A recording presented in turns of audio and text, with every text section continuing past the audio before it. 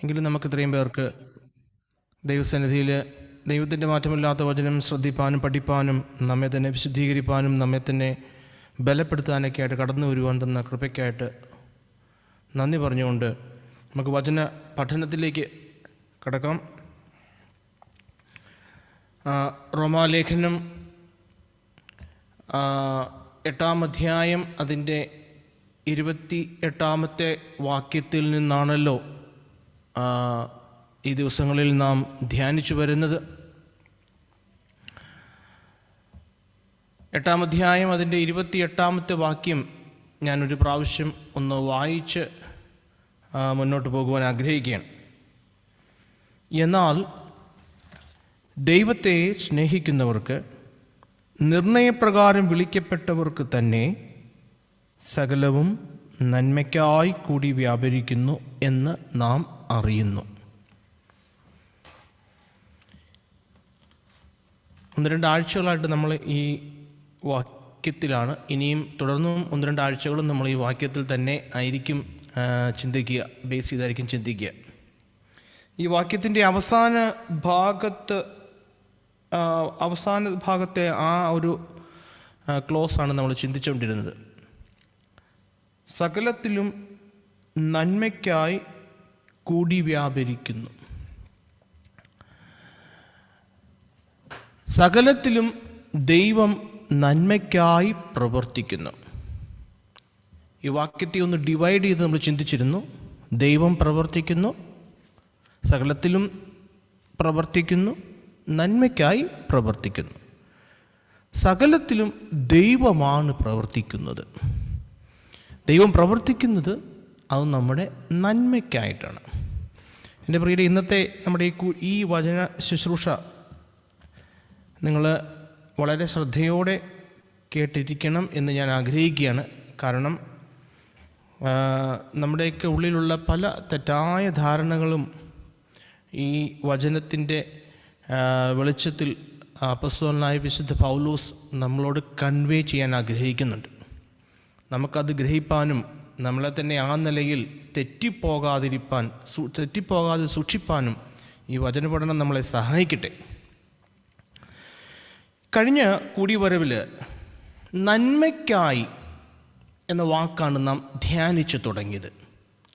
ദൈവം പ്രവർത്തിക്കുന്നു, സകലത്തിലും പ്രവർത്തിക്കുന്നു എന്നുള്ളത് നമ്മളത് ചിന്തിച്ചു. അതിനുശേഷം നന്മയ്ക്കായിട്ടാണ്. എന്തിനാണ് ദൈവം സകലത്തിലും പ്രവർത്തിക്കുന്നത്? അത് നന്മയ്ക്കായിട്ടാണ്. ഇതിനോടുള്ള ബന്ധത്തിൽ യിരെമ്യാ പ്രവാചകൻ്റെ പുസ്തകം 29-ാമത്തെ അധ്യായം അതിൻ്റെ 11-ാമത്തെ വാക്യത്തിൻ്റെ അടിസ്ഥാനത്തിൽ ഞാൻ നിങ്ങളോടൊരു കാര്യം സംസാരിച്ചിരുന്നു. ഇസ്രായേൽ ജനത്തെ സംബന്ധിച്ചിടത്തോളം കീറാമുട്ടിയായിട്ട് നിൽക്കുന്ന ഒരു പാപമായിരുന്നു വിഗ്രഹാരാധന. 29-ാം അധ്യായത്തിൻ്റെ 11-ാം വാക്യം ഇപ്രകാരമാണ്: നിങ്ങൾ പ്രത്യാശിക്കുന്ന ശുഭഭാവി വരുവാൻ തക്കവണ്ണം ഞാൻ നിങ്ങളെക്കുറിച്ച് നിരൂപിക്കുന്ന നിരൂപണങ്ങൾ ഇന്നവയെന്ന് ഞാൻ അറിയുന്നു. എന്താണ് ദൈവം ഇസ്രായേലിനെ കുറിച്ച് നിരൂപിച്ച ശുഭഭാവി? ആ ശുഭഭാവി പ്രാപിപ്പാനായിട്ടാണ് നിങ്ങൾ ഇപ്പോൾ ഈ പ്രവാസകാലത്തിലേക്ക്, ബാബിലോണിൻ്റെ അടിമത്തത്തിലേക്ക് നിങ്ങൾ കടന്നു പോയിരിക്കുന്നതെന്ന് ദൈവത്തിൻ്റെ വെളിപ്പാട് ലഭിച്ച ദൈവത്തിൻ്റെ പ്രവാചകനായ യിരെമ്യാവ് ബാബിലോണിൽ അടിമത്തത്തിൽ കഴിയുന്ന ഇസ്രായേൽ നയിക്കുന്ന കത്തിലെ ഒരു ഭാഗമാണിത്. ഇസ്രായേലിൻ്റെ കീറാമുട്ടിയായ പാപമാകുന്ന വിഗ്രഹാരാധനയെ മാറ്റാൻ ദൈവമെടുത്ത സ്റ്റെപ്പാണ് ഈ ഭാഗത്ത് കാണുന്നത്. വിഗ്രഹാരാധനയിൽ നിന്ന് ഇവരെ പുറത്തു കൊണ്ടുവരുവാൻ, വിടുവിക്കാനായിട്ട് ദൈവം വിഗ്രഹാരാധികളുടെ നടുവിലേക്കാണ് അയക്കുന്നത്. ഞാൻ കഴിഞ്ഞ ആഴ്ചയിൽ പറഞ്ഞു, ഇസ്രായേൽ ബാബിലോണിയ പ്രവാസത്തിന് ശേഷം ഇസ്രായേൽ ഒരിക്കലും വിഗ്രഹങ്ങളെ ആരാധിച്ചിട്ടില്ല. അൺടിൽ 2026. അപ്പോൾ ദൈവം ഒരു കാര്യം ഉദ്ദേശിച്ചു, അത് ചെയ്യാനായിട്ട് ചില കാര്യങ്ങൾ ദൈവം അനുവദിച്ചു.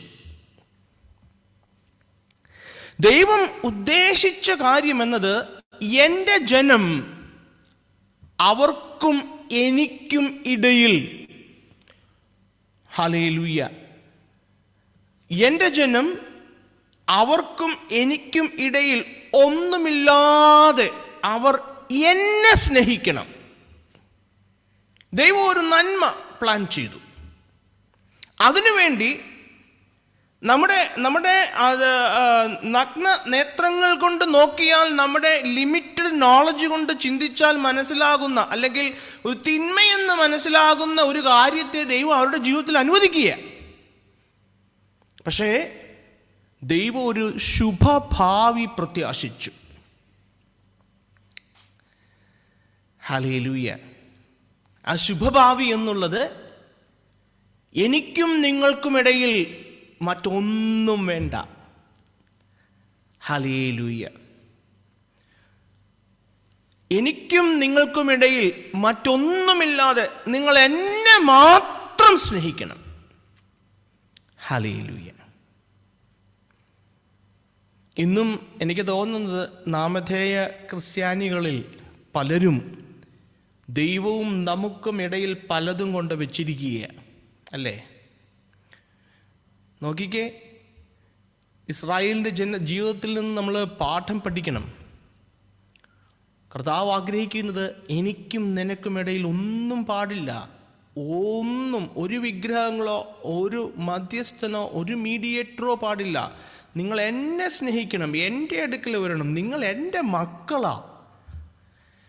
U have the full access to me. എൻ്റെ പ്രിയരെ, ശുഭഭാവി എന്നുള്ളത് ദൈവം ആഗ്രഹിച്ച ആ കളങ്കമില്ലാത്ത ഡയറക്റ്റ് ലവ്. അങ്ങനെയെങ്കിൽ ദൈവമക്കളാകുന്ന നമ്മളെക്കുറിച്ച്, ഈ പുതിയ നിയമ സഭയെക്കുറിച്ചുള്ള ദൈവത്തിൻ്റെ പ്രവർത്തികളെല്ലാം നിത്യതയുടെ വെളിച്ചത്തിലാണ് പ്രിയരെ. നമുക്കൊരുക്കിയിരിക്കുന്ന നിത്യതയുടെ അടിസ്ഥാനത്തിൽ, ആ വെളിച്ചത്തിലാ ഇന്ന് ദൈവമക്കളുടെ ജീവിതത്തിൽ സംഭവിക്കുന്നതെല്ലാം. നമ്മളതൊന്ന് അല്പം ചിന്തിക്കും. നിത്യതയുടെ വെളിച്ചം നമ്മൾ ഈ വരുന്ന ആഴ്ചകളിലെല്ലാം ചിന്തിക്കാൻ ആഗ്രഹിക്കുന്നൊരു കാര്യമാണ്. നമ്മൾ അതിനെക്കുറിച്ച് ചിന്തിക്കുമെങ്കിലും ഒരു കാര്യം ഞാൻ നിങ്ങളോടൊന്ന് സൂചിപ്പിച്ച് നമുക്ക് ഈ ഭാഗം മുന്നോട്ട് പോകാൻ ആഗ്രഹിക്കുക. എൻ്റെ പ്രിയരെ, ബേസിക്കലി നമ്മൾ മനസ്സിലാക്കേണ്ട ഒരു കാര്യം, തൻ്റെ സ്വപുത്രനെ ഈ ഭൂമിയിലേക്ക് അയച്ച്, നമ്മുടെ വാഴ്ത്തപ്പെട്ടവനായ കർത്താവ് ഈ ഭൂമിയിലേക്ക് വന്നത് നമുക്ക് സൗകര്യപൂർവമായ ഒരു ജീവിതം തരാൻ വേണ്ടിയിട്ടൊന്നുമല്ല. നമുക്കൊരു ഈസി കംഫർട്ടബിൾ ലൈഫ് തരാൻ വേണ്ടിയിട്ടൊന്നുമല്ല. എൻ്റെ പ്രിയരെ, തൻ്റെ സ്വപുത്രനെ കാൽവരിയിൽ തകർത്തു കളഞ്ഞത് എനിക്കും നിങ്ങൾക്കും, നമുക്ക് ഓരോരുത്തർക്കും നഷ്ടപ്പെട്ടു പോയ മക്കൾക്ക് നിത്യജീവനെ തരാനായിട്ടാണ്. Not to give an easy life, but eternal life. അതാ ഞാൻ പറഞ്ഞു, നിത്യതയുടെ വെളിച്ചത്തിലാ ഇന്ന് നമ്മുടെ ജീവിതത്തിൽ നടക്കുന്ന കാര്യങ്ങൾ. ഹല്ലേലൂയ. നമ്മളിതിനെയൊക്കെ തെറ്റായി ധരിച്ചിരിക്കുക. കാരണം എൻ്റെ ചുറ്റും കാണുന്ന കാര്യങ്ങളാ എൻ്റെ നിത്യതയിലേക്കാളും എനിക്ക് വലുതായിട്ട് തോന്നുന്നത്. അതാ ഞാൻ പറഞ്ഞത്, എൻ്റെ പ്രിയരെ, വചനപ്രസംഗങ്ങൾ എപ്പോഴും നമ്മുടെ ഫോക്കസ് ഉയരങ്ങളിൽ ഫിക്സ് ചെയ്യിക്കുന്നതായിരിക്കണം. എനിക്ക് ഉയരങ്ങളിൽ, എനിക്ക് മരണശേഷം എനിക്ക് ലഭിക്കാനിരിക്കുന്ന ആ നിത്യതയുടെ സൗഭാഗ്യത്തിൻ്റെ വലിപ്പം എത്രത്തോളം ഉണ്ടെന്ന് മനസ്സിലാക്കിയെങ്കിലേ ഇപ്പോൾ എൻ്റെ മുന്നിൽ കാണുന്ന ഒന്നും അല്ല എന്ന് എനിക്ക് തിരിച്ചറിയാൻ സാധിക്കൂ.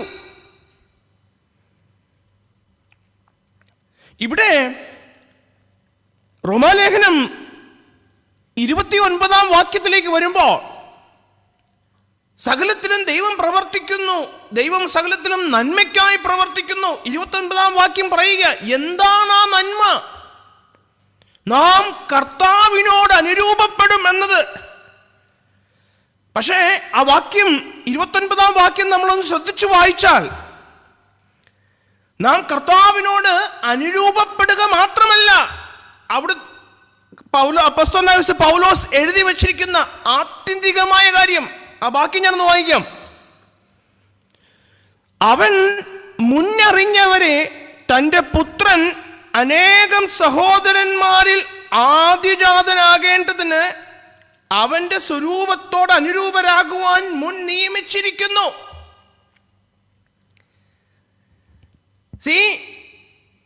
ആ വാക്യം വായിക്കുമ്പോ നമ്മളെ മുൻ നിയമിച്ചിരിക്കുന്നത്, നമ്മളെ വിളിച്ചിരിക്കുന്നത്, നമ്മളെ ദൈവമക്കളാക്കിയത്, കാട്ടൊലിവായിരുന്നു നമ്മളെ നാട്ടൊലിവാക്കി മാറ്റിയെടുത്തത്. ഹല്ലേലൂയ. എന്തിനു വേണ്ടിയാ? തീർച്ചയായിട്ടും നമ്മെ ക്രിസ്തുവിനോട് അനുരൂപപ്പെടുത്തുന്നതിന് വേണ്ടിയാ. പക്ഷെ എന്തിനാ അനുരൂപപ്പെടുത്തുന്നത്?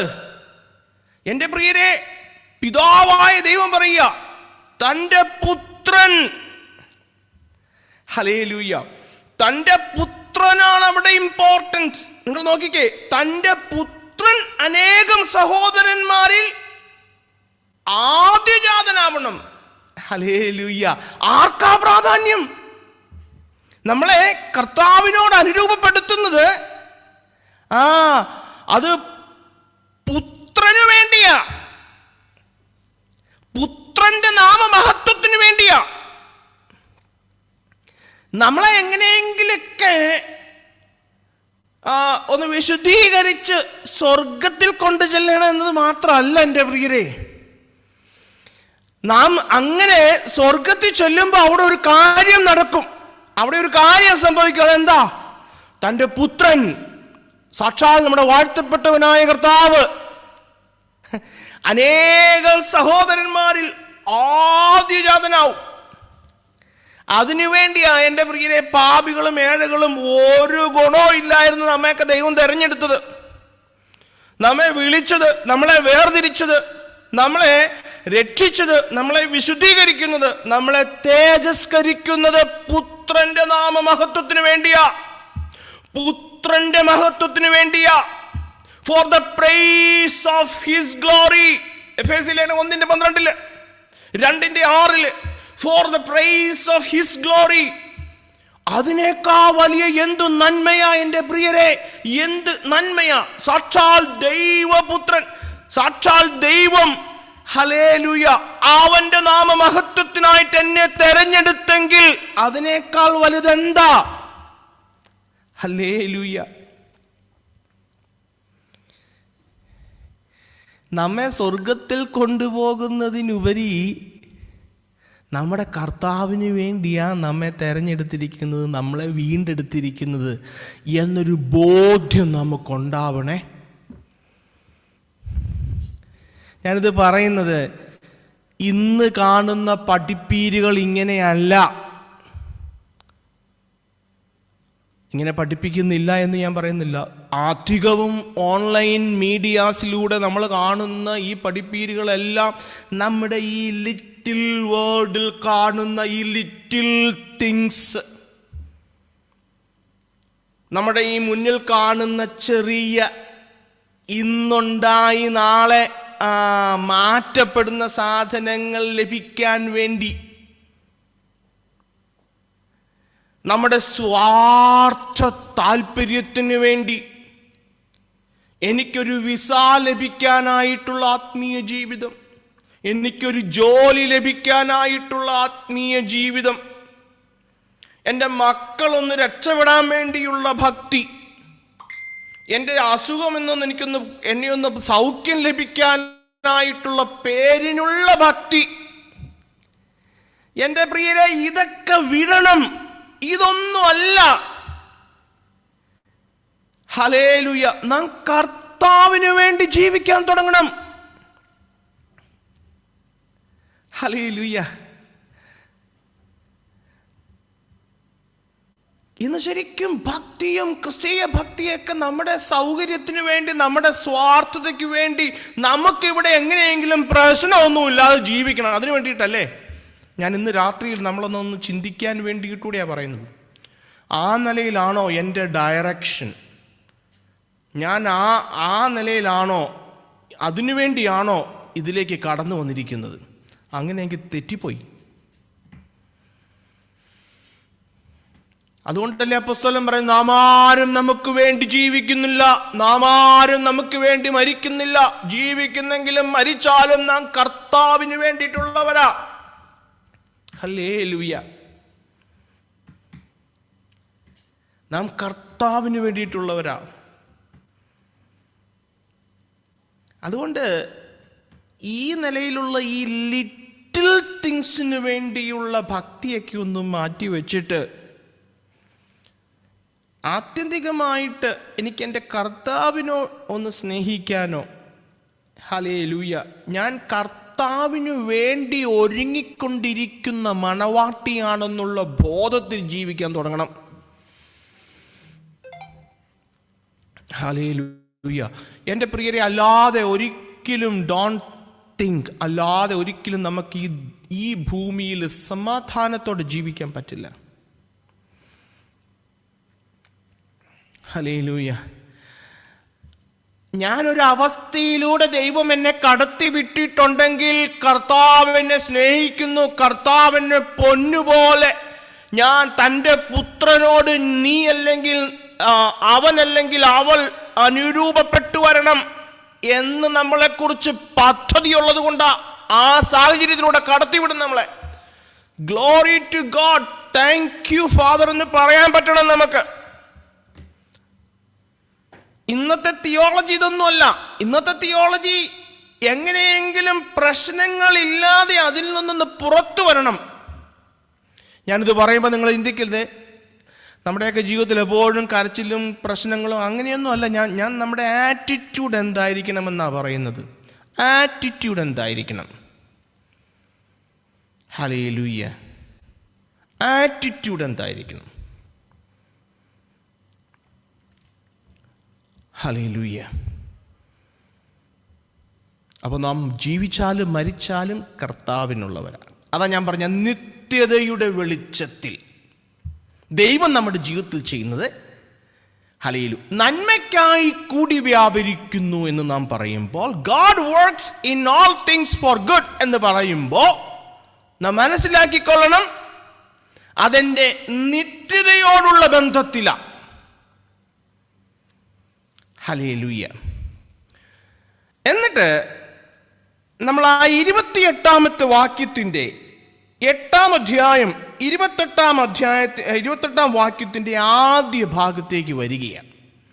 ആദ്യ ഭാഗം, എന്നാൽ ദൈവത്തെ സ്നേഹിക്കുന്നവർക്ക് നിർണയപ്രകാരം വിളിക്കപ്പെട്ടവർക്ക് തന്നെ. ഇവിടെ ബ്രദറെ, എല്ലാവർക്കും ദൈവം സകലത്തിലും നന്മയ്ക്കായിട്ടാണോ പ്രവർത്തിക്കുന്നതെന്ന് ചോദിച്ചാ അല്ല സഹോദര. ഇവിടെ ഒരു ക്ലോസ് ഉണ്ട്. ഈ വാക്യത്തിന് ആദ്യ ഭാഗം ഒരു ലിമിറ്റേഷൻ കൊടുത്തിട്ടുണ്ട്. ആർക്കാണിത് സകലത്തിലും നന്മയ്ക്കായി കൂടി വ്യാപരിക്കുന്നത്? ആർക്കാണ്? അതാ പറഞ്ഞിരിക്കുന്ന രണ്ട് ക്ലോസുകൾ അവിടെ, രണ്ട് ലിമിറ്റേഷൻസ് വെച്ചിട്ടുണ്ട്. ഒന്ന്, ദൈവത്തെ സ്നേഹിക്കുന്നവർക്ക്. ദൈവം സകലത്തിലും നന്മയ്ക്കായി പ്രവർത്തിക്കുന്നു. രണ്ട്, നിർണയപ്രകാരം വിളിക്കപ്പെട്ടവർക്ക് ദൈവം സകലത്തിലും നന്മയ്ക്കായി പ്രവർത്തിക്കുന്നു. ഈ രണ്ട് കണ്ടീഷൻസ് അവിടെയുണ്ട്. ദൈവത്തെ അപ്പൊ എല്ലാവർക്കും ഉണ്ടോ എന്നുള്ള ആ ഒരു ചിന്ത അല്ലെങ്കിൽ ഡൗട്ട് മാറിയല്ലോ. എല്ലാവർക്കും എല്ലായ്പ്പോഴുമല്ല. പക്ഷെ ദൈവത്തെ സ്നേഹിക്കുന്നവർക്ക്, നിർണയപ്രകാരമുള്ള വിളിയുള്ളവർക്ക് സകലത്തിലും ദൈവം നന്മയ്ക്കായിട്ടാണ് എല്ലാം ചെയ്യുന്നത്. അത് നിത്യതയുടെ കാഴ്ചപ്പാടിലാണ്. ഹല്ലേലൂയ. അപ്പൊ എല്ലാവർക്കും എല്ലാ കാലത്തും നന്മയ്ക്കായി കൂടി വ്യാപരിച്ചു കൊണ്ടിരിക്കുകയല്ല എന്ന് ബോധ്യമായല്ലോ. ഹല്ലേലൂയ. അതിൽ ഒന്നാമത്തെ കണ്ടീഷൻ നമുക്ക് ഇന്ന് ചിന്തിക്കാം. രണ്ടാമത്തെ ദൈവം അനുവദിച്ചാൽ, കർത്താവിൻ്റെ വരവ് താമസിച്ചാൽ അടുത്ത ആഴ്ചയിൽ നമുക്ക് ചിന്തിക്കാം. ദൈവത്തെ സ്നേഹിക്കുന്നവർക്ക് ദൈവം സകലത്തിലും നന്മയ്ക്കായി പ്രവർത്തിക്കുന്നു. ബ്രദറെ, ഞങ്ങളൊക്കെ ദൈവത്തെ സ്നേഹിക്കുന്നവരാണല്ലോ, ഞങ്ങൾക്ക് ദൈവത്തോട് സ്നേഹം ഉണ്ടല്ലോ. അപ്പൊ ഇത് ശ്രദ്ധിച്ചൊന്ന് കേട്ട് ഞാൻ അങ്ങനെ തന്നെയാണോ എന്ന് പറഞ്ഞത് എന്തുകൊണ്ടാ? ഹല്ലേലൂയ. കാരണം നമ്മൾ വ്യക്തമായിട്ട് വചനം എന്താ പഠിപ്പിക്കുന്നത് മനസ്സിലാക്കി എന്താണ് ദൈവത്തെ സ്നേഹിക്കുക എന്ന് വെച്ചാൽ എന്താ അപ്പോസ്തലനായ വിശുദ്ധ പൗലോസ് ഇവിടെ അർത്ഥമാക്കുന്നു? ദൈവത്തെ സ്നേഹിക്കുന്നവർക്കാ ബ്രദറെ സകലത്തിനും ദൈവം നന്മയ്ക്കായി പ്രവർത്തിക്കുന്നു എന്ന് പറയുമ്പോൾ അപ്പോസ്തലനായ വിശുദ്ധ പൗലോസ് എന്താ അങ്ങ് അർത്ഥമാക്കുന്നത് ഈ ദൈവത്തെ സ്നേഹിക്കുക എന്ന് വെച്ചാൽ? എൻ്റെ പ്രിയരെ, ദൈവവചനത്തിലെ ഏറ്റവും പ്രധാനപ്പെട്ട കൽപ്പന എന്നത് നാം ദൈവത്തെ സ്നേഹിക്കണമെന്നുള്ളത് അല്ലേ? ആവർത്തന പുസ്തകം 6-ാം അധ്യായം അതിൻ്റെ 5-ാമത്തെ വാക്യം ഞാനൊന്ന് വായിക്കാം.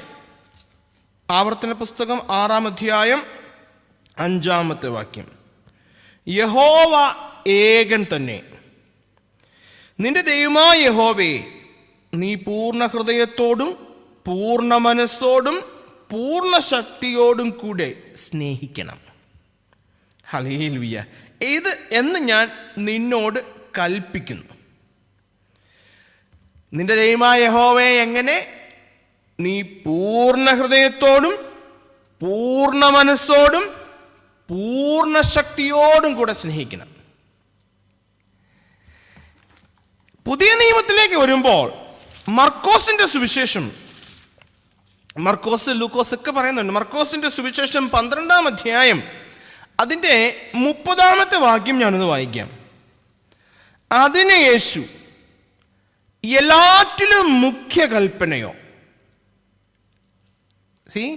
ദൈവവചനത്തിലെ ഏറ്റവും പ്രധാന കൽപ്പനയെ എല്ലാറ്റിലും കർത്താവ് പറഞ്ഞതാ. അതിന് യേശു, എല്ലാറ്റിലും മുഖ്യ കൽപ്പനയോ, ഇസ്രായേലേ കേൾക്കുക, നമ്മുടെ ദൈവമായ കർത്താവ് ഏക കർത്താവ്. നിന്റെ ദൈവമായ കർത്താവിനെ നീ പൂർണ്ണ ഹൃദയത്തോടും പൂർണ്ണ ആത്മാവോടും പൂർണ്ണ മനസ്സോടും പൂർണ്ണ ശക്തിയോടും കൂടെ സ്നേഹിക്കണമെന്ന് ആകുന്നു. ഹല്ലേലൂയ. അതുകൊണ്ടാ 1 കൊരിന്ത്യ ലേഖനം 16-ാം അധ്യായം 22-ാം വാക്യത്തിൽ നമ്മൾ വായിക്കുന്നത്, കർത്താവിനെ സ്നേഹിക്കാത്തവൻ ശപിക്കപ്പെട്ടവൻ, നിത്യനരകത്തിലേക്ക് അവൻ പോകുന്നു. 1 കൊരിന്ത്യ ലേഖനം 16-ാം അധ്യായം അതിൻ്റെ 22-ാമത്തെ വാക്യം, കർത്താവിനെ സ്നേഹിക്കാത്തവൻ ഏവനും ശപിക്കപ്പെട്ടവൻ, നമ്മുടെ കർത്താവ് വരുന്നു. ഹല്ലേലൂയ. എൻ്റെ പ്രിയരെ, ദൈവത്തെ സ്നേഹിക്കുക. എന്താ ഈ ദൈവത്തെ സ്നേഹിക്കുക എന്ന് പറഞ്ഞാൽ? എന്താണ് ദൈവത്തെ സ്നേഹിക്കുക എന്ന് മനസ്സിലാക്കുവാൻ നമ്മൾ ആദ്യം എന്തല്ല എന്ന് മനസ്സിലാക്കണം. എന്തല്ല ദൈവസ്നേഹം എന്നുള്ളത് കാര്യം നമുക്ക് മനസ്സിലാകുമ്പോൾ എന്താണ് ദൈവസ്നേഹം എന്നത് നമുക്ക് മനസ്സിലാകും. നമ്മൾ ആ കാര്യം ചിന്തിച്ച് പ്രാർത്ഥിച്ച് അവസാനിപ്പിക്കാൻ ആഗ്രഹിക്കുകയാണ്. ഒന്നാമത്, ദൈവസ്നേഹം എന്ന് പറയുമ്പോൾ, ദൈവത്തെ സ്നേഹിക്കുക എന്ന് പറയുമ്പോൾ നാം മനുഷ്യർ തമ്മിലുള്ള സ്നേഹപ്രകടനം പോലെയല്ല ദൈവത്തെ സ്നേഹിക്കുക എന്നുള്ളത്. മനുഷ്യർ തമ്മിലുള്ള സ്നേഹപ്രകടനം പോലെയല്ല. അതെന്താ ബ്രദറെ അങ്ങനെ പറഞ്ഞേ? കാരണം മനുഷ്യന് സ്നേഹം കൂടിയേ തീരൂ. നമ്മെ സ്നേഹിക്കുന്നവർ, നമ്മെ കരുതുന്നവർ, നമ്മെ പരിപാലിക്കുന്നവർ, നമ്മെ ഇഷ്ടപ്പെടുന്നവർ, ഇവരൊന്നും ഇല്ല എങ്കിൽ മനുഷ്യനെ സംബന്ധിച്ചിടത്തോളം ലൈഫ് ഈസ് വെരി ഡിഫിക്കൽട്ട്. കാരണം മനുഷ്യന് സ്നേഹം ഒരു നീഡാണ്, ഒരു നെസസിറ്റിയാണ് അവൻ്റെ ലൈഫിൽ. അതുകൊണ്ടാണ് സെക്യുലർ വേൾഡിൽ നമ്മൾ കാണുന്നത് സ്നേഹം ഉള്ളിൽ വെച്ചാൽ പോരാ, അത് പ്രകടിപ്പിക്കണമെന്ന് പറയുന്നത്. കാരണം സ്നേഹിക്കുന്ന വ്യക്തിയോടുള്ള സ്നേഹപ്രകടനങ്ങൾ നാം ചെയ്യണം. കാരണം അത് അവന് ആവശ്യമാണ്. എന്നാൽ ദൈവത്തെ സ്നേഹിക്കുക എന്ന് പറയുമ്പോൾ പ്രാഥമികമായിട്ട് ഇതല്ല എന്ന് നമ്മൾ മനസ്സിലാക്കണം. മനുഷ്യർ തമ്മിലുള്ള സ്നേഹപ്രകടനം പോലെയല്ല ദൈവത്തെ സ്നേഹിക്കുക എന്ന് പറയുമ്പോൾ. എന്ന് വെച്ചാ ഞാനത് വ്യക്തമാക്കാം.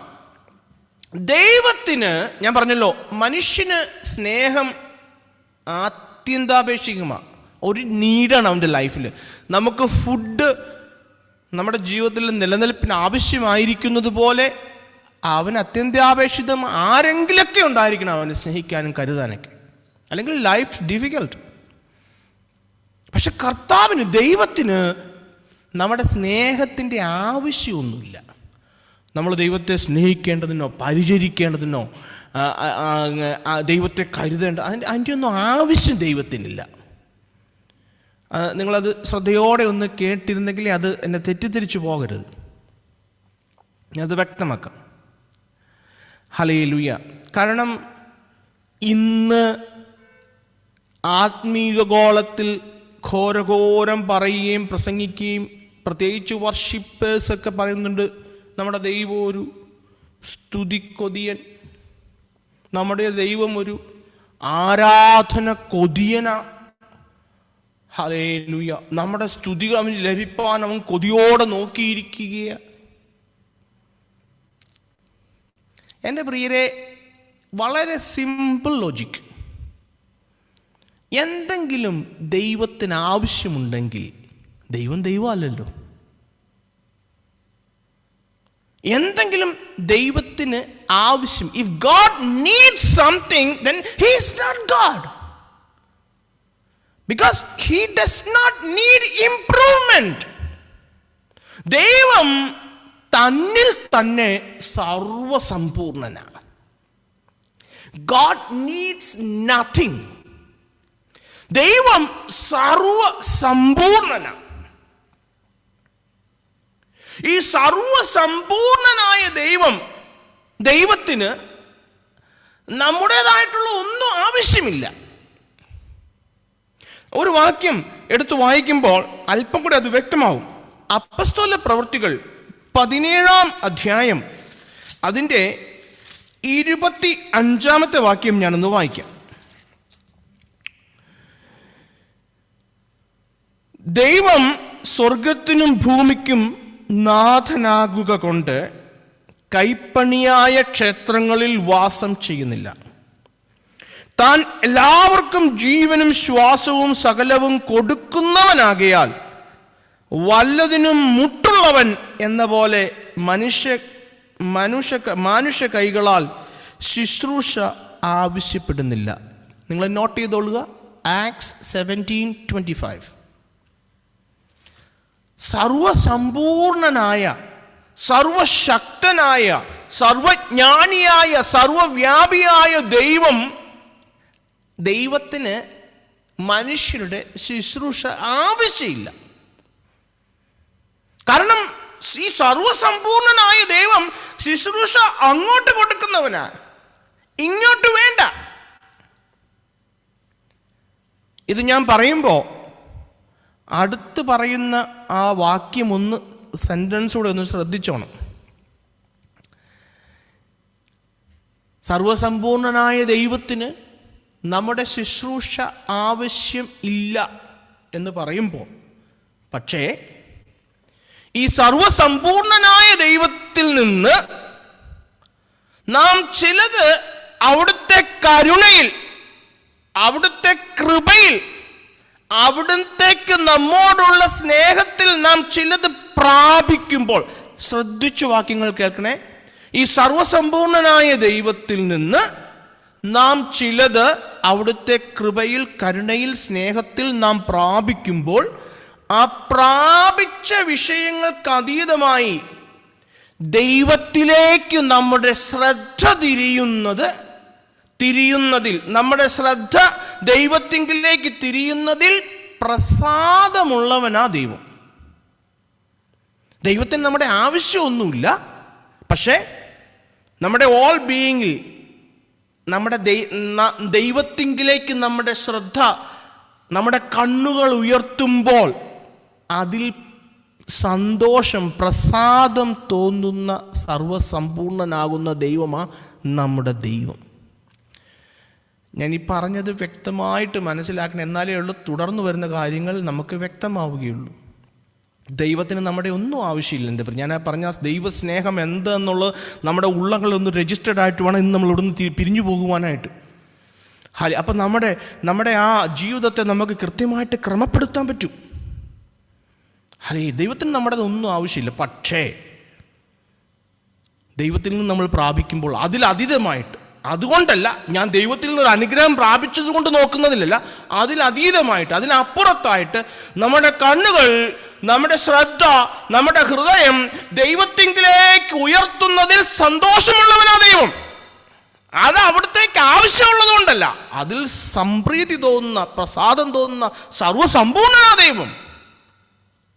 ഹല്ലേലൂയ. ദൈവം നമുക്കിന്ന് ദാനങ്ങളുടെ അടിസ്ഥാനത്തിലല്ല എൻ്റെ പ്രിയരെ, ദൈവം നമ്മുടെ ജീവിതത്തിൻ്റെ സെൻട്രൽ ഫോക്കസ് ആകുന്നതാ ദൈവസ്നേഹം.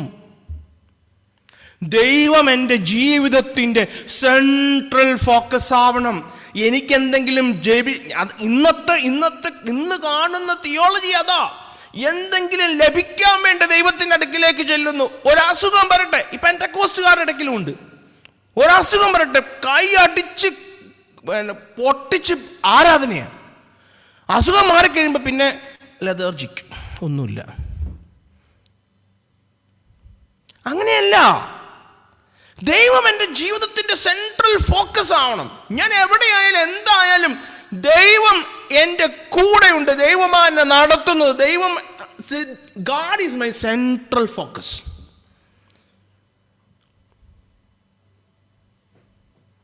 ഞാനത് അല്പം കൂടെ ഒന്ന് വിശദീകരിച്ചെങ്കിൽ നിങ്ങൾക്കത് വ്യക്തമാവുകയുള്ളൂ എന്ന് എനിക്കറിയാം. ഒരു 20% പോലും മനസ്സിലായിട്ടില്ലെന്നാണ് കരുതുന്നത്. ഒന്നുകൂടെ അതൊന്ന് വിശദീകരിക്കാം. ഞാൻ ആദ്യം പറഞ്ഞു, ദൈവത്തെ സ്നേഹിക്കുക എന്നത് മനുഷ്യർ തമ്മിൽ സ്നേഹിക്കുന്ന സ്നേഹപ്രകടനം പോലെയല്ല. കാരണം മനുഷ്യന് സ്നേഹം ആവശ്യമാണ്, ദൈവത്തിന് സ്നേഹം ആവശ്യമില്ല. അടുത്തോടെ പറയുമ്പോൾ നമുക്കത് അല്പം വ്യക്തമാവും. രണ്ടാമത്, ദൈവത്തെ സ്നേഹിക്കുക എന്ന് വെച്ചാൽ ചില കൽപ്പനകളെയൊക്കെ കാത്തു സൂക്ഷിച്ചു കൊള്ളുന്നത്, അതുമല്ല ദൈവസ്നേഹം. അയ്യോ, അങ്ങനെ പറഞ്ഞാൽ എങ്ങനെയാ ശരിയാവുന്ന ബ്രദറെ? യോഹന്നാന്റെ സുവിശേഷത്തിൽ ഞങ്ങൾ വായിക്കുന്നുണ്ടല്ലോ, നിങ്ങൾ എന്നെ സ്നേഹിക്കുന്നെങ്കിൽ എൻ്റെ കൽപ്പനകളെ കാത്തുകൊള്ളും. ബ്രദറെ കോൺട്രഡിക്ഷൻ ആണല്ലോ പറയുന്നത് വചനത്തിൽ നിന്ന്. എൻ്റെ പ്രിയരെ, ചില കൽപ്പനകൾ കാക്കുന്നതല്ല ദൈവസ്നേഹം. ഞാൻ വ്യക്തമാക്കാം. ചില കൽപ്പനകൾ അല്ലെങ്കിൽ ചില കൽപ്പനകൾ ഒബേ അനുസരിക്കുന്നതല്ല ദൈവസ്നേഹം. പിന്നെയോ കൽപ്പനകൾ കാക്കാൻ, കൽപ്പനകൾ അനുസരിക്കാൻ എന്നെ പ്രേരിപ്പിക്കുന്ന ഘടകമാ ദൈവസ്നേഹം. കാരണം കൽപ്പനകൾ സ്നേഹമില്ലാതെയും കാക്കാൻ പ്രിയരെ. 1 കൊരിന്ത്യർ ലേഖനം 13-ാം അധ്യായത്തില് അപ്പോസ്തലൻ വളരെ വിശദമായി പറയുക, സ്നേഹമില്ലാതെ ഒരുപാട് കാര്യം ചെയ്യാം. സ്നേഹമില്ലാതെ ദശാംശം കൊടുക്കാം, സ്നേഹമില്ലാതെ ഭാഷകൾ സംസാരിക്കാം, സ്നേഹമില്ലാതെ ദാനം ചെയ്യാം, സ്നേഹമില്ലാതെ കെട്ടിപ്പിടിച്ച് ചുംബനങ്ങൾ നടത്താം സഹോദരങ്ങൾ തമ്മിൽ. സ്നേഹമില്ലാതെ എൻ്റെ ശരീരത്തെ ചുടുവാൻ വരെ എനിക്ക് ഏൽപ്പിക്കാം. അതുകൊണ്ടാണ് പറഞ്ഞത്, കേവലം കൽപ്പന കാക്കുന്നതല്ല ദൈവസ്നേഹം. പിന്നെയോ കൽപ്പന കാക്കാൻ എന്നെ പ്രേരിപ്പിക്കുന്ന ഘടകമാ. Why I like to obey the commandments? Because I love God. അതാ ദൈവസ്നേഹം. കൽപ്പന കാക്കാൻ എന്നെ പ്രേരിപ്പിക്കുന്ന ഡ്രൈവിംഗ് ഫോഴ്സ് ദൈവസ്നേഹത്തിൽ നിന്നാണോ? എങ്കിൽ ദൈവസ്നേഹത്തിലാ സഹോദരാ സഹോദരി.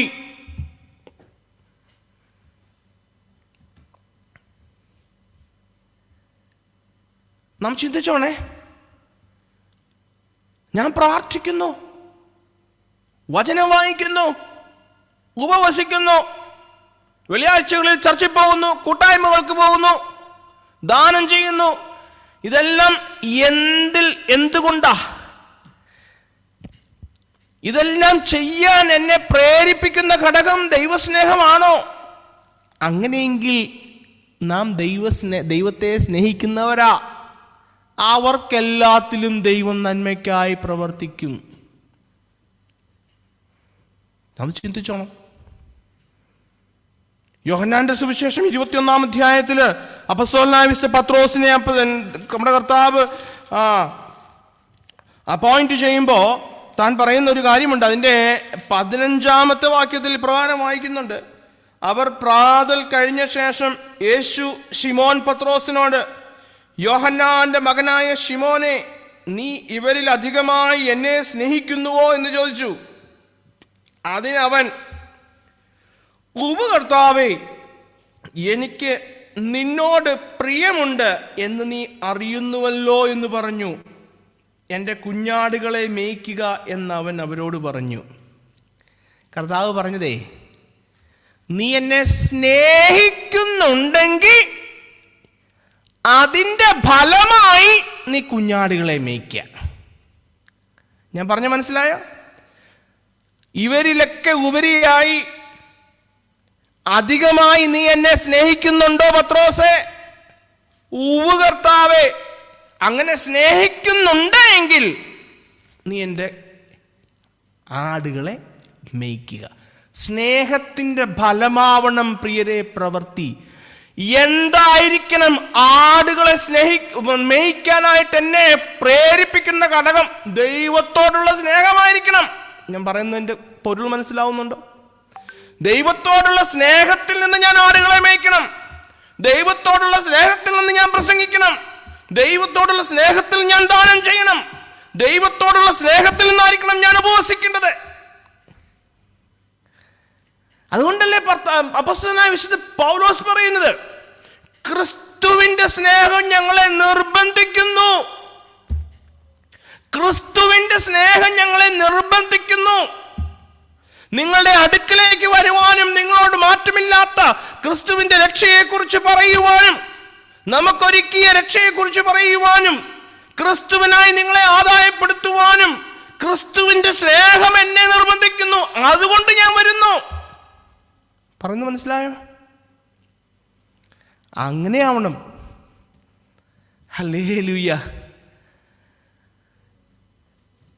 അപ്പോ ദൈവത്തെ സ്നേഹിക്കുക എന്ന് പറഞ്ഞാൽ കേവലമാവുന്ന ചില കാര്യങ്ങളിൽ ഒതുങ്ങുന്നതല്ല. കേവലമായി നാം ചെയ്യുന്ന ചില കാര്യങ്ങളിൽ ഒതുങ്ങുന്നതല്ല ദൈവത്തെ സ്നേഹിക്കുക എന്ന് പറഞ്ഞാൽ. മറിച്ച് ദൈവം നമ്മുടെ കേന്ദ്ര ബിന്ദുവാകണം. Hallelujah, hallelujah. ദൈവത്തിനു വേണ്ടി നമ്മളെ തന്നെ സെൽ ചെയ്യണം. വി നീഡ് ടു അല്ലേ, ദൈവത്തിന് അങ്ങ് സോൾഡ് ഔട്ട് ചെയ്യുന്ന പോയിന്റിലേക്ക് വരുന്നതാ ദൈവസ്നേഹം. എന്ത് തീരുമാനവും എന്ത് പ്രവൃത്തിയും ദൈവത്തിൻ്റെ സ്നേഹത്തിൽ, ദൈവത്തോടുള്ള സ്നേഹത്തിൽ നിന്നായിരിക്കണം. സകലതും നിയന്ത്രിക്കുന്നത് ദൈവത്തോടുള്ള ബന്ധവും ആ സ്നേഹവുമായിരിക്കണം. ഹല്ലേലൂയ. അല്ലെങ്കിൽ എൻ്റെ പ്രിയരത് വെറും പടക്കം. ഇതൊന്ന് നമ്മൾ തെറ്റിദ്ധരിച്ച് വെച്ചിരിക്കുക. ഞാൻ എല്ലാ ദിവസവും ചർച്ചിൽ പോകുന്നുണ്ട്. നമ്മൾ അവസാനം നിമിഷം നമ്മൾ ഇതൊക്കെ ഇതെല്ലാം കാണിച്ചിട്ട് അവസാനം നമ്മൾ കൈവിടപ്പെട്ടു പോയ എന്താവും പ്രിയരെ?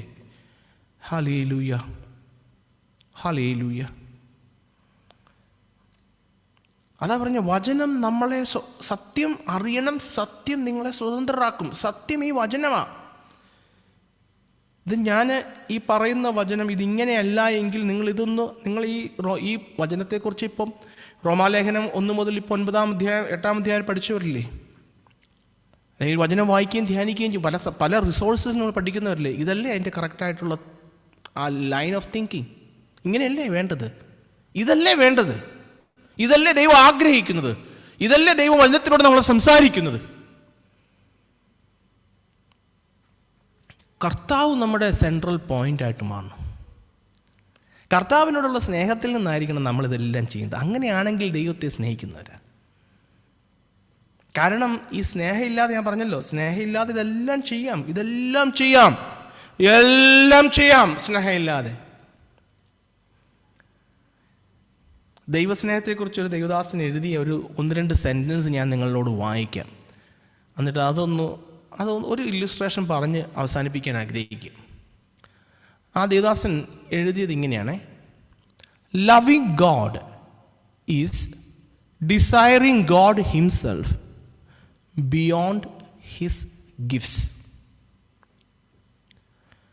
Loving God is treasuring God himself beyond his gifts. Love for God is delighting in God himself beyond his gifts. Love for God is being satisfied in God himself beyond his gifts.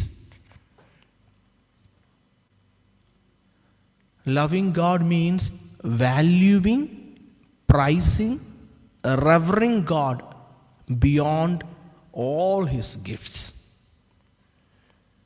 ദൈവത്തെ അവിടുത്തെ ദാനങ്ങളെക്കാൾ ഉപരിയായി ആഗ്രഹിക്കുന്നതാ ദൈവത്തോടുള്ള സ്നേഹം. അതാ ആ സ്നേഹമുള്ളവന് കഷ്ടത വരുമ്പോഴും സങ്കടം വരുമ്പോഴും ആ കമ്പോസ്ഡായിട്ട്, കൺട്രോൾഡായിട്ട്, ദൈവസ്നേഹത്തിൽ നിന്ന് ഒരണു പോലും വിട്ടുമാറാതെ നിലനിൽക്കാൻ പറ്റുന്നത്. അവൻ തൻ്റെ ജീവിതത്തിലെ സന്തോഷവും അനുഗ്രഹങ്ങളും ഒന്നും കണ്ടെന്നുമല്ല. അവന് ദൈവത്തോടുള്ള സ്നേഹം ഇതിനൊക്കെ അപ്പുറത്താണ്. അതുകൊണ്ട് ദൈവസ്നേഹം അവനെ ഭരിക്കുന്നത് കൊണ്ട് അവൻ ഈ ലിറ്റിൽ വേൾഡിൽ വരുന്ന കാര്യങ്ങളെക്കുറിച്ച് ബോധമില്ല. സങ്കീർത്തനം 73 ഞാൻ പറഞ്ഞല്ലോ, ദൈവത്തിൻ്റെ ദാനങ്ങളെക്കാൾ ഉപരിയായി ആഗ്രഹിക്കുന്നതാ ദൈവത്തോടുള്ള സ്നേഹം. 73-ാം സങ്കീർത്തനം അതിൻ്റെ 25-ാമത്തെ വാക്യം ഞാൻ വായിക്കുമ്പോൾ, സ്വർഗത്തിൽ എനിക്കാരുള്ളൂ, ഭൂമിയിലും നിന്നെ അല്ലാതെ ഞാൻ ഒന്നും ആഗ്രഹിക്കുന്നില്ല. അതുകൊണ്ടല്ലേ ഈ വാക്യത്തിൻ്റെ അടിസ്ഥാനത്തിൽ പാട്ടുകാരൻ പാടുന്നത്, നീയല്ലോ ഞങ്ങൾക്കുള്ള ദിവ്യ സമ്പത്തേശുവേ, നീയല്ലാതില്ല ഭൂവിൽ. ആശ്രയിപ്പാനാണോ ആഗ്രഹിക്കാനാണോ? ആഗ്രഹിപ്പാനാരുമേ. ഇന്നതിനെ ചിലർ തെറ്റിച്ചാ പാടുന്നത്, ആശ്രയിപ്പാൻ. അതിനകത്ത് തെറ്റ് പറഞ്ഞു തരാവേ.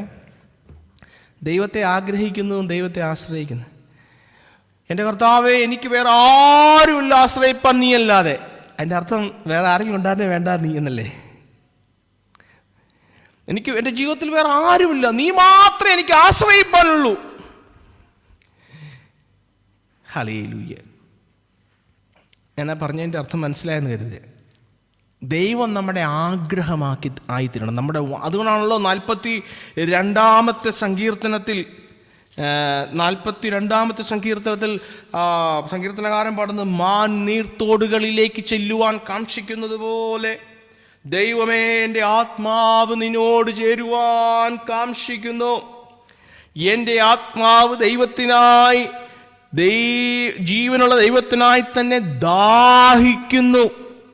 ജീവനുള്ള ദൈവത്തോടുള്ള വാഞ്ഛ, ജീവനുള്ള ദൈവത്തോടുള്ള ആഗ്രഹം, ജീവനുള്ള ദൈവത്തോടുള്ള ഭക്തി. ഭക്തി എന്ന് വെച്ചാൽ എന്താ എൻ്റെ പ്രിയരെ അർത്ഥമാക്കുന്നത്? ഭക്തി എന്ന് വെച്ചാൽ ദൈവത്തെ ഭയപ്പെടുക, ദൈവത്തെ സ്നേഹിക്കുക, ദൈവത്തെ വാഞ്ചിക്കുക. ഇന്നതൊക്കെ നേരെ ഓപ്പോസിറ്റാ പഠിപ്പിക്കുന്നതും ആൾക്കാർ കരുതുന്നതും. ദൈവത്തെ എന്തെങ്കിലും ആവശ്യങ്ങൾക്കായിട്ട് ആശ്രയിക്കുന്നത് ഭയങ്കര ഭക്തിയാണെന്ന് വിചാരിക്കുക. അതല്ല. ഭക്തി മീൻസ് ദൈവത്തെ ഭയപ്പെടുക, സ്നേഹിക്കുക, വാഞ്ചിക്കുക. വാഞ്ചിക്കുക എന്ന് വെച്ചാൽ ആഗ്രഹിക്കുക. ദൈവത്തിനായിട്ടുള്ള ദാഹം സകലത്തിലും ഹലയിൽ ഉപരിയായി. നമ്മൾ കഴിഞ്ഞ 1-2 ആഴ്ചകളിൽ ഇയ്യോബിനെ കുറിച്ച് ചിന്തിച്ചായിരുന്നല്ലോ. ഇയ്യോബിൻ്റെ ഞാൻ അതൊന്ന് പറഞ്ഞ് അവസാനിപ്പിക്കാൻ ആഗ്രഹിക്കുക. ഈ ഇയ്യോബിൻ്റെ അടുക്കലൊക്കെ ചെന്നിട്ട് ദൈവം ഈ ഭൂമിയിലൊക്കെ ഊടാടിയിട്ട് പിശാച് ദൈവസന്നിധിയിൽ ചെന്ന് പിശാച് ദൈവസന്നിധിയിൽ ചെന്നിട്ട് ദൈവത്തോട് ഇയ്യോബിനെ കുറിച്ച് പറയുന്നത് എന്നാന്ന് ഇയ്യോബിൻ്റെ പുസ്തകം 1-ാം അധ്യായം 10-ാം വാക്യം. ഇയ്യോബിനെ കുറിച്ച് ദൈവത്തിൻ്റെ അടുക്കെ പോയിട്ട് പിശാച് പറയുന്നത് ഒരു ദൈവത്തിൻ്റെ അടുക്കെ പോയിട്ട് പിശാച് ആരോപിക്കുന്ന ഒരു ആരോപണമാണ് ആ വാക്യം. വെറുതെയോ സാത്താൻ യഹോവയോട്, വെറുതെയോ ഇയ്യോബ് ദൈവഭക്തനായിരിക്കുന്നത്? നീ അവൻ്റെ വീടിനും അവനുള്ള സകലത്തിനും ചുറ്റും വേലി കെട്ടിയില്ലയോ? നീ അവൻ്റെ പ്രവൃത്തിയെ അനുഗ്രഹിച്ചിരിക്കുന്നു, അവൻ്റെ മൃഗസമ്പത്ത് ദേശത്ത് പെരുകിയിരിക്കുന്നു. അവൻ നിന്നെ സ്നേഹിക്കുന്നതിന് കാരണം, അവൻ നിന്നെ ഭയപ്പെടുന്നതിന് കാരണം, അവന് നിന്നെ ആഗ്രഹിക്കുന്നതിന് കാരണം അവനൊരു പ്രയാസമില്ല. കാരണം സകലതും നീ അവന് കൊടുത്തിരിക്കുകയല്ലേ. ഇന്ന് ഇത് തന്നെയാ പിശാച് നമ്മുടെ ജീവിതത്തിൽ ചെയ്യുന്നത്. പിശാച് ഇവിടെ വന്നിട്ട് നമ്മളെ ഇൻഫ്ലുവൻസ് ചെയ്ത് ഈ ലിറ്റിൽ വേൾഡിൽ വേണ്ട സാധനങ്ങളെ ആഗ്രഹിപ്പാനും അത് ലഭിപ്പാനുമായിട്ട് നമ്മെ അതിനുവേണ്ടി പ്രേരിപ്പിച്ചിട്ട് ദൈവസന്നിധിയിൽ പോയിട്ട് പിശാച് പറയും, നോക്കിക്കേ നീ അവന് സകലതും കൊടുത്തിട്ടില്ലേ. ഇവിടെ പിശാച് അവന്റെ അനുചരന്മാരായ കള്ളപ്രവാചകന്മാരെ, ദുരുപദേഷ്ടാക്കളെ അയച്ചിട്ട് കിട്ടും കിട്ടും കിട്ടും കിട്ടും, കൊട്ടിക്കോ, കിട്ടും കിട്ടും, ഇപ്പൊ കിട്ടും എന്ന് പറഞ്ഞ് നമ്മളെ പ്രേരിപ്പിച്ചിട്ട് നമ്മളിൽ മോഹങ്ങളെ ജനിപ്പിച്ചിട്ട് അതിനുവേണ്ടി കർത്താവിന്റെ സന്നിധിയിലേക്ക് കൈയും കാലും ഇട്ട് അടിച്ചു വരാനായിട്ട് നമ്മളെ പ്രേരിപ്പിച്ചിട്ട് ഈ കള്ളപ്പിശാച് ദൈവസന്നിധി പോയി പറയുന്ന കാര്യമാ 1:10. ദൈവസന്നിധി പോയിട്ട് പിശാച് പറയുന്നതയോ, അവൻ രക്ഷിക്കപ്പെടുന്നു. അവൻ കള്ളക്കച്ചവടം ചെയ്തപ്പോഴും അവൻ മറ്റുള്ളവന്റെ പണം പിടിച്ചു പറിച്ചപ്പോഴും നീ ഒന്നും ചെയ്തില്ലല്ലോ. പിന്നെ അവന്റെ വെള്ളിയാഴ്ച പള്ളിയിൽ പോയിരുന്ന് ആരാധനാലയത്തിൽ പോയിരുന്ന് കൈയടിച്ച് പൊട്ടിച്ച് പ്രാർത്ഥിക്കാൻ എന്നാ കുഴപ്പം? നീ പിടിപ്പിച്ചില്ലല്ലോ പോലീസിനെ കൊണ്ട്. പിന്നെ അവന് ദശാംശം കൊടുക്കാൻ എന്നാ ബുദ്ധിമുട്ട്? ഞാൻ പറയുന്നുണ്ട്, ഞാനത് നമുക്ക് മനസ്സിലാകാൻ വേണ്ടി പറയുക. പാവങ്ങളെ പിഴിഞ്ഞ് അവർക്ക് 10-500 റിയാല് കൊടുത്തിട്ട് 10,000, 2,000, 5,000 നിന്റെ പോക്കറ്റിൽ ഇട്ട് ആരാധിക്കാൻ പോകുമ്പോഴും nothing happened to his life. പിന്നെ അവന് വന്ന് ആരാധിക്കാൻ എന്നാ ബുദ്ധിമുട്ട്?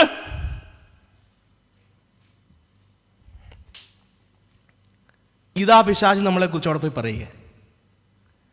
അദ്ദേഹം പറയുന്നുണ്ട്, നീ അവനെ തൊട്ടു, നീ അവനുള്ളത് എടുത്തു, അല്ലേ? അവനെ തൊടരുത്, നീ അവനുള്ളതെല്ലാം എടുത്തു. അപ്പൊ യോബ് എന്നാ പറയുന്നേ? ദൈവം യഹോവ തന്നു, യഹോവ എടുത്തു, അവിടുത്തെ പൊന്നുനാമം വാഴ്ത്തപ്പെടുമാറാകട്ടെ.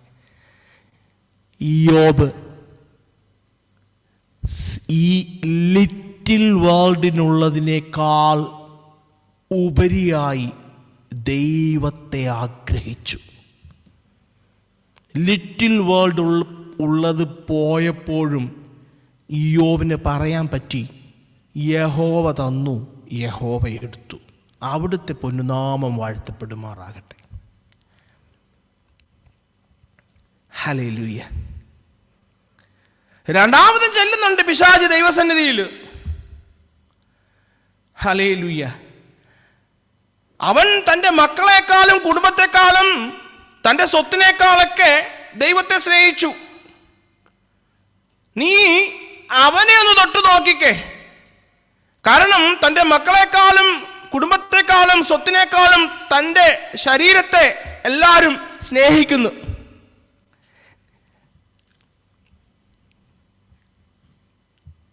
ഹല്ലേലൂയ. അപ്പോൾ പിശാച് രണ്ടാമത് ആരോപണം, അത് 2:10 അതുകൂടെ ഞാൻ വായിക്കാവേ. 2:10 സാത്താൻ യഹോവയോട്, ത്വക്കിന് പകരം ത്വക്ക്. മനുഷ്യൻ തനിക്കുള്ളതൊക്കെയും തൻ്റെ ജീവന് പകരം കൊടുത്തു കളയും. സീ, നീ അവനെ ഒന്ന് തൊട്ട് നോക്കിക്കേ.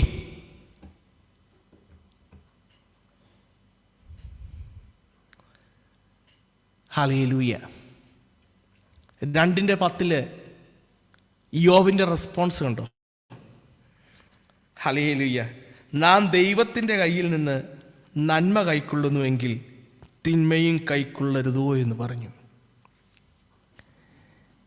തൻ്റെ പ്രാണനേക്കാളും തൻ്റെ സ്വത്തിനേക്കാളും തൻ്റെ കുടുംബത്തെക്കാളും തൻ്റെ മക്കളെക്കാളും തനിക്കുള്ളതിനേക്കാളും യോബ് ദൈവത്തെ ആഗ്രഹിച്ചു. ഹല്ലേലൂയ.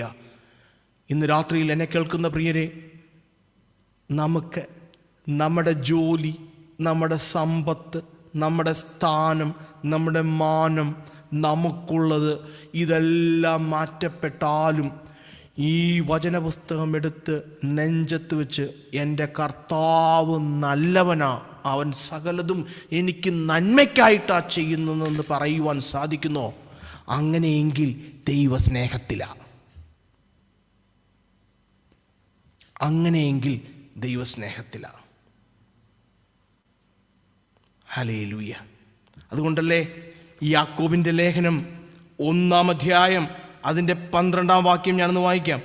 1:12 പരീക്ഷ സഹിക്കുന്ന മനുഷ്യൻ ഭാഗ്യവാൻ, അവൻ കൊള്ളാവുന്നവനായി തെളിഞ്ഞ ശേഷം കർത്താവ് തന്നെ സ്നേഹിക്കുന്നവർക്ക് വാഗ്ദത്തം ചെയ്ത ജീവ കിരീടം പ്രാപിക്കും. അപ്പോൾ തന്നെ സ്നേഹിക്കുന്നവർക്ക് ദൈവം വെച്ചിരിക്കുന്നത് എന്താ? പരീക്ഷയാ പ്രിയരെ. നീതിമാനെ ദൈവം ശോധന ചെയ്യുന്നു. ദൈവത്തെ സ്നേഹിക്കുന്നെങ്കിൽ ദൈവം വെച്ചിരിക്കുന്ന പരീക്ഷ. അത് ഞാൻ ബൈജു കൈ നിട്ട് പറയുന്നല്ല. ഈ യാക്കോബ് പുസ്തകം 12 പരീക്ഷ സഹിക്കുന്ന മനുഷ്യൻ ഭാഗ്യവാൻ, അവൻ കൊള്ളാവുന്നതിനായി തെളിഞ്ഞ ശേഷം കർത്താവ് തന്നെ സ്നേഹിക്കുന്നവർക്ക്. ഹല്ലേലൂയ. 2-ാം അധ്യായത്തിൻ്റെ 15-ാം വാക്യം, ഒരു സഹോദരനോ സഹോദരിയോ നഗ്നരും അഹോവൃത്തിക്ക് വകയില്ലാത്തവരുമായിരിക്കും നിങ്ങൾ ഒരുത്തനോട് സമാധാനത്തോടെ പോയി. ആ 15 മുതലുള്ള വാക്യങ്ങൾ നിങ്ങൾ താഴോട്ട് വായിക്കുക. നമുക്ക് സമയം തീരാറായല്ലോ. എൻ്റെ പ്രിയരെ, ഞാനിവിടെ പറയാൻ ആഗ്രഹിക്കുന്നത്, ദരിദ്രനും ദൈവത്തെ സ്നേഹിക്കാൻ കഴിയും. ദരിദ്രനായിരുന്നും ഒന്നുമില്ലാത്തവനായിരുന്നും ദൈവത്തെ സ്നേഹിക്കാൻ കഴിയും. ഞാൻ ചിന്തിക്കുന്നതെല്ലാം എനിക്ക് കിട്ടാനുള്ള വഴിയല്ല ദൈവസ്നേഹം. ഹല്ലേലൂയ. ഞാൻ ചിന്തിക്കുന്ന എൻ്റെ സ്വാർത്ഥ താല്പര്യങ്ങൾ ലഭിക്കാനായിട്ടുള്ള വഴിയല്ല ദൈവസ്നേഹം. കാരണം വചനം വ്യക്തമാക്കുന്നു, ഒന്നുമില്ലാതിരുന്നും ദൈവത്തെ സ്നേഹിക്കാൻ കഴിയും.